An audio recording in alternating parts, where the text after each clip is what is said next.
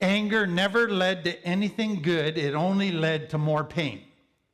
And so it's hard to believe or even think that anger might be a good thing in certain situations. So here's how anger was designed to work. In us, we have this built-in, without even realizing it, moral system of what is love. And so we know that if you love somebody and want a healthy relationship, you have to be honest, you have to be reliable, you have to be faithful, you have to communicate, you have to respect each other, you have to be consistent and fair. That's built in, it's into our DNA. So if somebody lies, what do? We get angry. And what the anger is saying is, alert, alert, alert, something is wrong here that should not continue, because if it continues, it will damage this relationship and it will damage each other. So anger was designed, number one, to alert you that something was either unloving, disrespectful, unfair, and not true. And then the second thing, it was to give you the motivation to make it right again. And it was to give you the motivation to say, we got to talk about this, so that it could be resolved, so that the relationship would go back to honesty and fairness and consistency and reliability. So anger was a beautiful system that was designed to protect love and loving relationships. That's important. And secondly, anger was designed to be resolved, so that if something's unloving, it resolves it and then the anger goes away. There's no more need for it because it is resolved. Okay? So that's the original design. And what helps that whole system is that when you are angry, your brain releases a chemical called cortisol. And that chemical is only released with anger and fear/stress, danger. Cortisol is the chemical that gives you the adrenaline rush. It gives you extra energy. It makes you hyper-focused. And it is saying, this has to get fixed. This has to get resolved. And it's giving you all the help possible to have the energy and the desire to resolve this, to return it to love. So what happens in complex trauma? You live with stuff not being fair. You live with lies and secrets. You live with unfaithfulness and lack of consistency and disrespect, and you're getting angry all the time as a kid because you're getting hurt, your needs aren't being met, you're trying to resolve it, and you get angry to want to resolve it, and what happens when you get angry? You get punished. You can't resolve it. So what is the only option available to a child who is feeling anger for all the right reasons, but they can't resolve the problem that's causing the anger, the problem that is the unloving behaviors? If they can't resolve it and they're being hurt for showing that anger, they got to stuff it down. They got to push it down, and that starts the formation of lava. And so lava is suppressed, healthy anger. That you were in a situation that in order to survive, your only option was to stuff. And that you learn how to do it. Now let me just say this. Some children who are maybe bigger and taller than other kids, they stuff their anger at home, but when they were outside of the home, they vented their anger by bullying other kids, by mistreatment of property, arson, mistreatment of animals.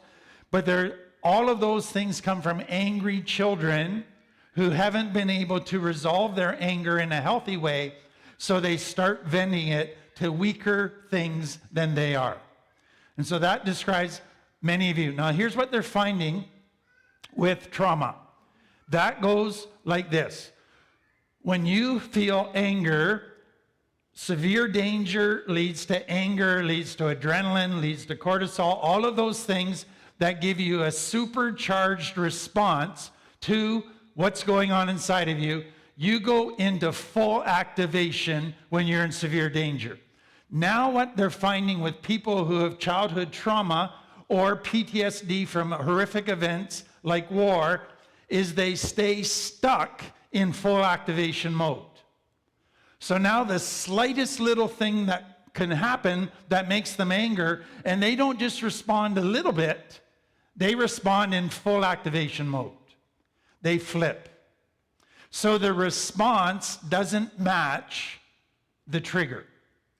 And that's what many of you are now realizing, that you can be going through a day and all it takes is the tiniest little thing that annoys you and you lose it.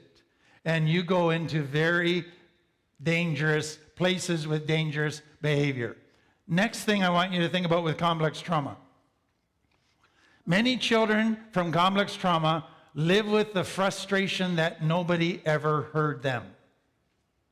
They tried to express themselves. They hoped their parents wanted to get them. And they tried hard to engage them in conversation, to talk about their world and how they see the world. Nobody got them. Nobody heard them. And so the only way they could get heard was to get angry. And that became a big thing for them, was I got to blow up before anybody will listen to me. So anger became a necessary thing to try to get your needs met and to get heard. Next thing is what we said about anger. And so what I want you to see is, do you see that anger's original design was to pull you in a positive direction? It was to get you to fix love violations and return relationships to healthy. Now, anger pulls you in a negative direction. So you want to know what happens now? You get angry, you want to hurt the people in your relationship. You want to destroy further the relationship. So it pulls you in the opposite direction. It pulls you to do more unloving things rather than more loving things. And that is where the damage comes. Now, one of the things that I ask clients all the time to be aware of is this. What is your emotional default setting? And what I mean by that is, if you're not working on yourself, where do you end up emotionally? So a lot of people, when they think about that, they go, if I'm not doing work on myself and not aware of myself, I end up depressed, full of anxiety and anger. And I'm dead inside otherwise. So anger for most people out of complex trauma is their default setting. That's where you will gravitate towards if you're not working on yourself. So the final piece that I want you to see here is, I think the greatest way to understand complex trauma is that complex trauma's greatest damage is to your identity. And we call it shame. So instead of seeing yourself as valuable and a loving, valuable person, you see yourself as not valuable, not lovable. Your identity, instead of being positive, becomes negative. And so one way to understand shame is that as shame builds in your life, it requires you to be angry at yourself. Because you don't like that you're unlovable. You hate that you don't have any value for who you are, or at least that's what you think, though that is not true.